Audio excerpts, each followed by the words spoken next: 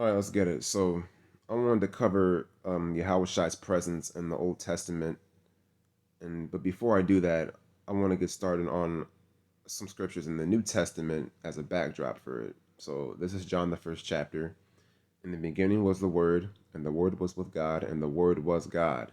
The same was in the beginning with God. All things were made by Him, and without Him was not anything that was made. Any not. Let me start over.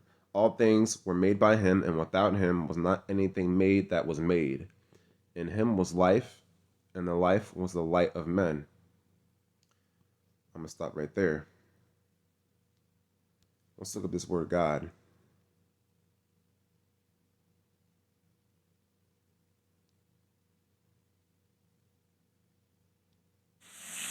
Strong's G 2316.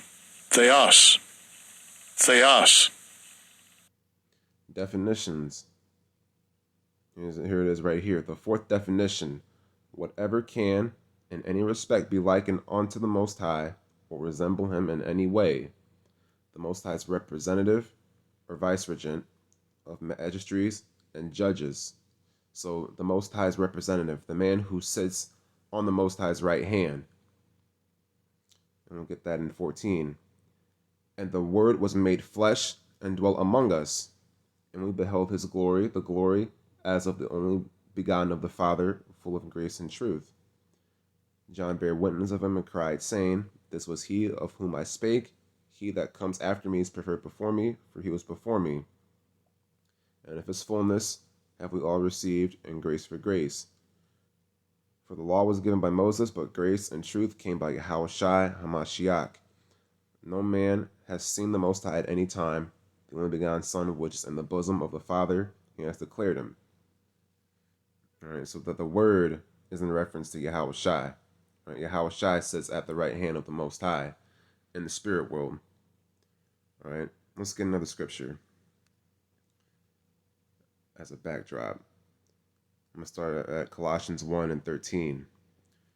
It says, Who has delivered us from the power of darkness and has translated us into the kingdom of His dear Son, in whom we have redemption through His blood, even the forgiveness of sins. Who is the image of the invisible God, the firstborn of every creature? For by Him were all things created, that are in heaven and that are in earth, visible and invisible, whether they be thrones or dominions or principalities or powers. All things were created by Him and for Him, and He is before all things, and by Him all things consist. I'm going to read this one more time.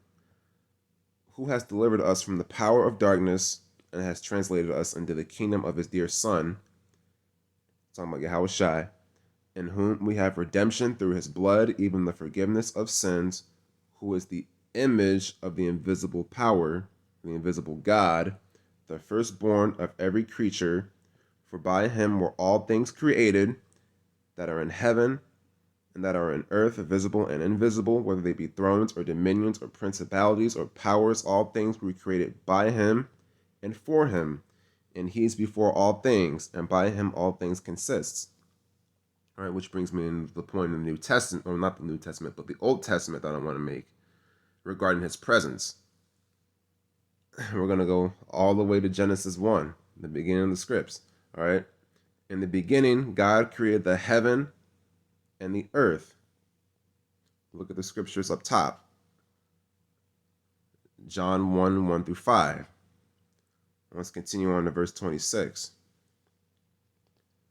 And God said, Let us make man in our image, after our likeness, and let them have dominion over the fish of the sea, and over the fowl of the air, and over the cattle, and over all the earth, and over every creeping thing that creeps upon the earth. So God created man in His own image. In the image of God created He him, male and female created He them. Now let's look up this definition for the word God. In this passage, Strong's H 430, entry 1. Eloach. Eloach. Second entry. Elohim. Elohim. And the third entry, Eloach. Eloach. All right. Definitions: rulers, judges, divine ones, angels, gods. Second entry, second definition, plural intensive singular meaning. God, goddess, godlike one, works or special possessions of the Most High, the true God or God. In this case, it's talking about angels. Yahawashi, he operated as that angel, the head angel in charge, making everything that you see on the face of the earth, along with the rest of the holy angels. All right, he existed in the spirit, along with the Most High and the rest of the holy angels, creating these things. He was pretty much here before he was here, in a sense. And we can get another kind of that in Exodus. Let's get Exodus 23. And we're going to start at 18. Let's start at 20. It says, "Behold, I send an angel before you to keep you in the way and to bring you into the place which I have prepared. Beware of him and obey his voice. Provoke him not, for he will not pardon your transgressions. For my name is in him." It says, "Beware of him and obey his voice. Provoke him not, for he will not pardon your transgressions. For my name is in him." So Yahawashi, he existed during the time of the Exodus when Moses was leading his people out of Egypt. All right, and he was there. It's crazy as it sounds, but it is what it is. All right. Let's get another account of Yahawashi's presence in the Old Testament, starting with Isaiah 11. This is another one. And there shall come forth a rod out of the stem of Jesse, and a branch shall grow out of his roots. And the Spirit of the Most High shall rest upon him, the Spirit of wisdom and understanding, the Spirit of counsel and might, the Spirit of knowledge, and the fear of the Most High. And shall make him of quick understanding in the fear of Yahweh, and he shall not judge after the sight of eyes, neither reprove after the hearing of his ears. But with righteousness he shall judge the poor, and reprove with equity for the meek of the earth, and he shall smite the earth with the rod of his mouth, and with the breath of his lips he shall slay the wicked. And righteousness shall be the girdle of his loins, and faithfulness the girdle of his reins. I'm going to hop over to verse 2.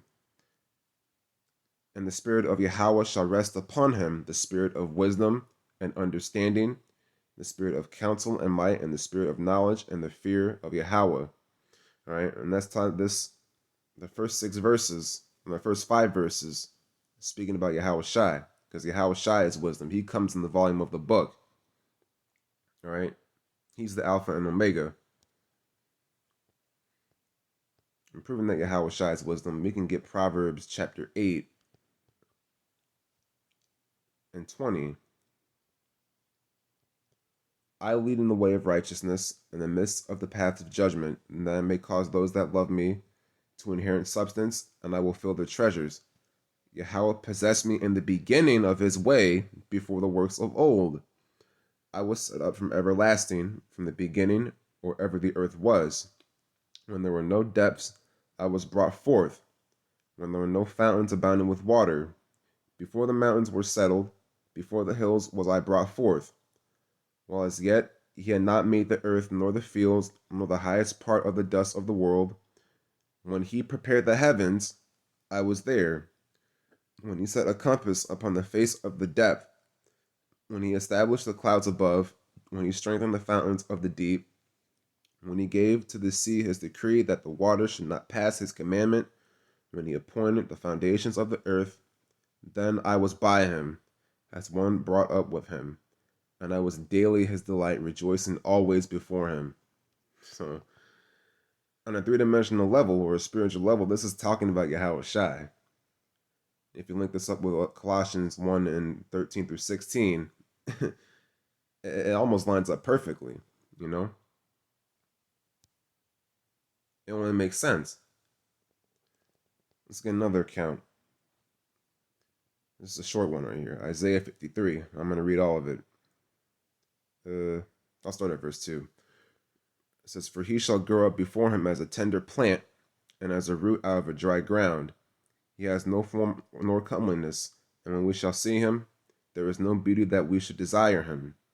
He is despised and rejected of men, a man of sorrows and acquainted with grief, and we hid it as and and we hid as it were our faces from him.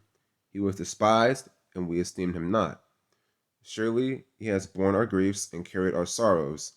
Yet we did esteem him stricken, smitten of the Most High, and afflicted. But he was wounded for our transgressions, he was bruised for our iniquities.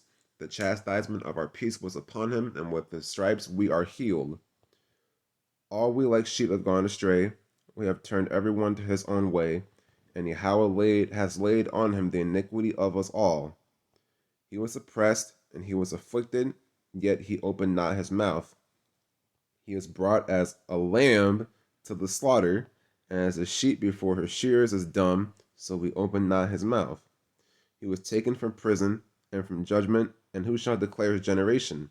For he was cut off out of the land of the living, for the transgression of my people was he stricken.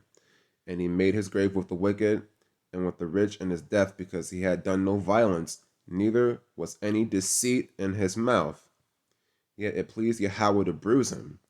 He has put him to grief. When you shall make his soul an offering for sin, he shall see his seed, he shall prolong his days, and the pleasure of Yahweh shall prosper in his hand.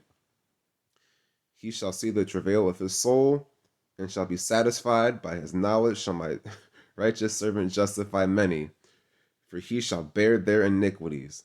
Therefore will I divide him a portion with the great, and he shall divide the spoil with the strong, because he has poured out his soul unto death, and he was numbered with the transgressors, and he bare the sin of many, and made intercession for the transgressors. So Isaiah is pretty much prophesying Yahawashi's life in a sense. He came as a lowly man, and he was made, a perfect sacrifice for the elect of the nation of Israel, for their sins and their iniquities. All right, so that's cut and dry right there. All right, let's get another one too. Proverbs 25. Proverbs 25, and start at verse 4. Take away the dross from the silver, and there shall come forth a vessel for the finer. Take away the wicked from before the king, and his throne shall be established in righteousness. All right, put not forth yourself in the presence of the king, and stand not in place of great men. And I'm going to stop right there. So on another spiritual level, but this is actually talking about Yahawashi. Another verse talking about Yahawashi, because when Yahawashi comes back, he's going to take the kingdom, all right? He's going to take Esau out of power, all right, throw him into captivity. But before he does that, he's going to, purge out the rebels from among our people, all right? And when it talks about him separating the dross from the silver, and there shall come forth a vessel for the finer, that's in reference to, let's get Ezekiel 20.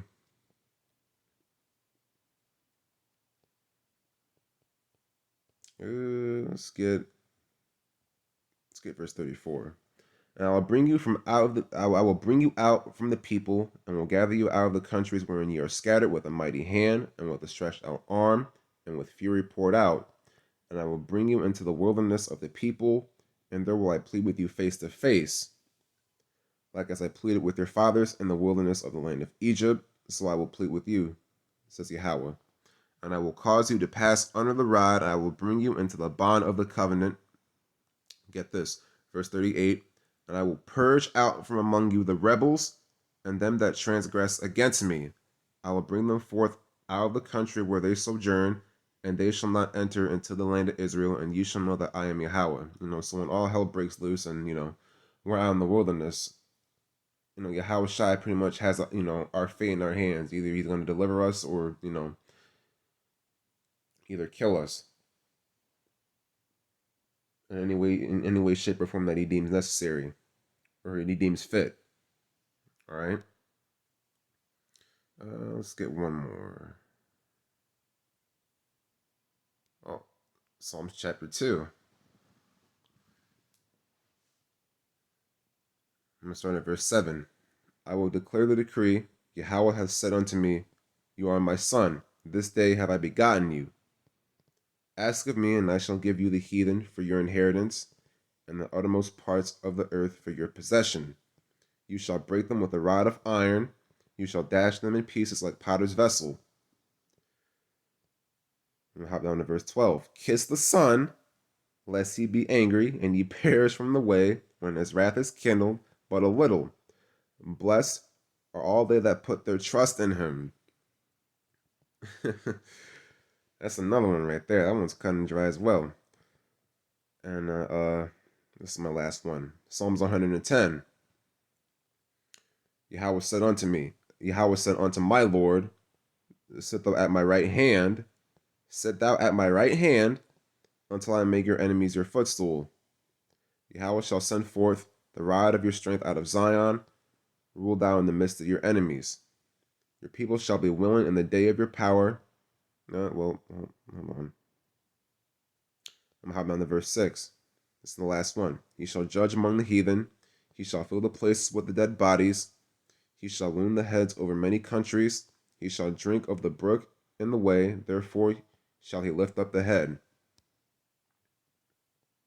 That's plain as day. That's talking about Yahawashi. Because when Yahawashi comes back, he's not going to meet us as a man. He's going to come, in his in his glory, in his pure glory, with his tens of thousands of chariots. He's going to destroy America, put the heathen in subjection, and establish righteousness. And a lot of bloodshed is going to occur that day. All right, and we can get this in Isaiah. Let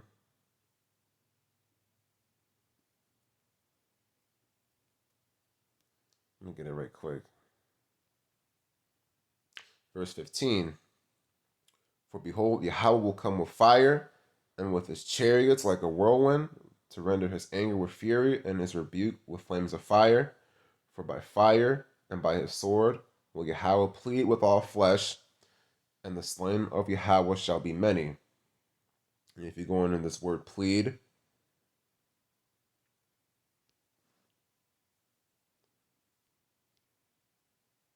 Strong's H 8199. Shaphat. Shaphat. look at the first definition right here: to judge, to govern, to vindicate, to punish.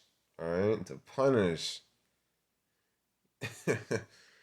So, hey, that's that, all right?